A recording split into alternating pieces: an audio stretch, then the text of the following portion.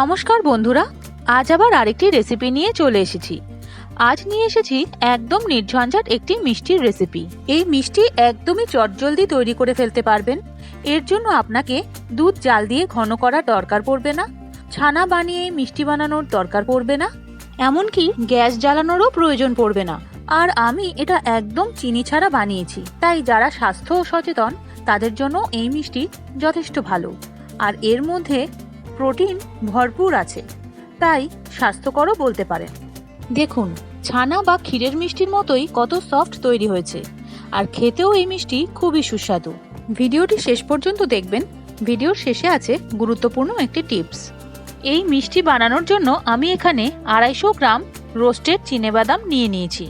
আপনারা রোস্টেড চিনেবাদামের বদলে কাঁচা বাদামও নিতে পারেন, তাহলে সেক্ষেত্রে আপনাদের বাদামটাকে কড়াইতে আগে একটু ভেজে নিয়ে খোসা ছাড়িয়ে নিতে হবে। এবার বাদামগুলোকে মিক্সিতে গুঁড়ো করে নেব। খুব ভালো মতো গুঁড়ো করতে হবে, এমনভাবে গুঁড়ো করব যাতে একটা ফাইন পেস্ট হয় আর বাদাম থেকে সামান্য তেলও বেরিয়ে আসে। প্রথমে হালকা করে 2-3 বার ঘুরিয়ে নেব। একসঙ্গে বেশিক্ষণ ঘোরাবেন না, তাহলে বাদাম থেকে অতিরিক্ত তেল বেরিয়ে বাদাম দলা পেকে যাবে। এবার চালনি দিয়ে ছেঁকে মিহি গুঁড়ো বার করে নেব।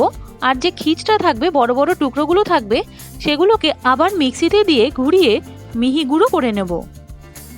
বাদাম পুরোটাই গুঁড়ো করে নেওয়া হয়ে গেছে। এখন এর মধ্যে দিয়ে দেব 2 টেবিল চামচ গুঁড়ো দুধ। এবার দেব 1 টেবিল চামচ ঘি।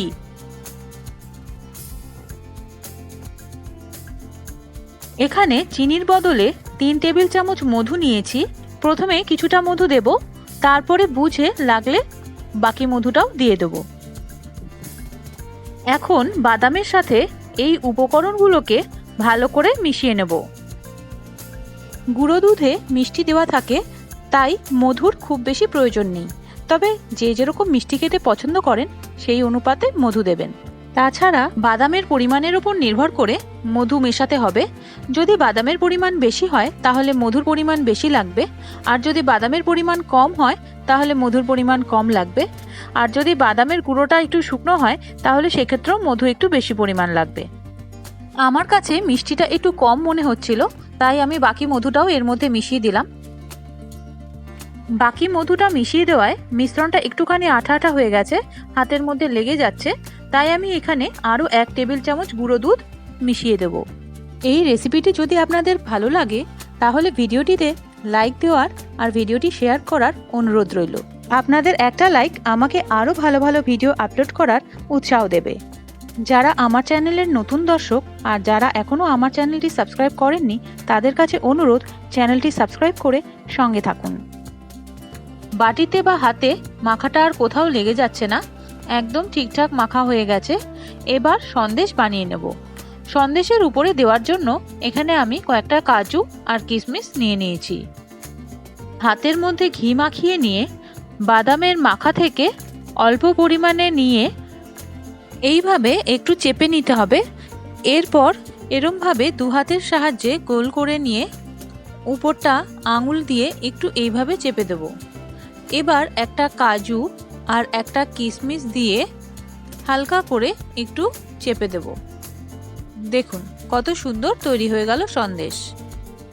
এইভাবে বানালে অনেক সময় সন্দেশ ছোট বড় হয়ে যেতে পারে, তাই প্রত্যেকটা সন্দেশ সমান আকার বানানোর জন্য বাদামের মাখাটা থেকে প্রথমে কয়েকটা সমান আকারের ছোট ছোট লেচি কেটে নিতে পারেন।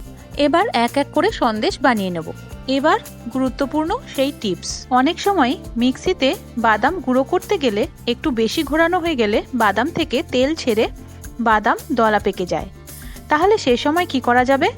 সেই সময় একটু বেশি পরিমাণে গুঁড়ো দুধ মিশিয়ে দেবেন, তাহলেই বাদামের সেই অতিরিক্ত তেল গুঁড়ো দুধ টেনে নেবে আর আপনার মিষ্টি একদম ঠিকঠাক তৈরি হবে।